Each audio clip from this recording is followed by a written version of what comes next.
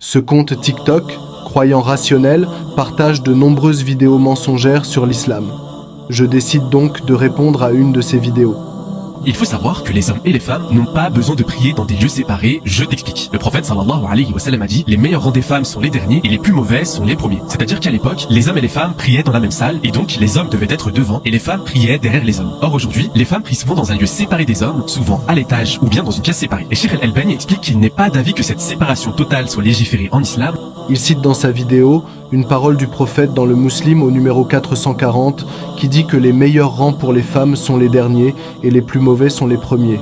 Il s'appuie sur ce hadith pour dire que les femmes prient ensemble avec les hommes dans la même pièce. Il prétend que c'est aussi l'avis du savant Al-Albani. Bon, déjà il faudrait nous donner la source que Al-Albani ait vraiment dit ça. De plus, l'imam Al-Suyuti, qui est un grand savant égyptien, a donné une toute autre explication de ce hadith. Il dit que ça concerne les rangs des femmes qui prient en même temps que les hommes. Elles prient en même temps mais séparément, pas avec les hommes. Du coup, il est faux de dire que les femmes et les hommes dans l'islam peuvent prier ensemble dans la même pièce à la mosquée.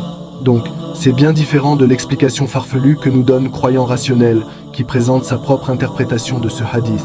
Et enfin, concernant cet homme qui prie dans la mosquée, c'est une scène rarissime, mais il a sûrement dû avoir l'autorisation des responsables de la mosquée pour y entrer, et même si nous avons des croyances différentes, ils adorent comme nous un Dieu unique et sans associé. Pour finir le débunkage sur cette dernière partie de vidéo, oui, il est possible que cet homme qui fait sa prière judaïque dans la mosquée ait bien eu l'autorisation des responsables. Mais ce n'est pas pour autant un acte encouragé dans l'islam. En effet, le grand juriste hanbalite de 1125 avant l'hégire Ahmad al-Mankour dit que la prière derrière un pécheur est valide, mais elle est détestée par précaution.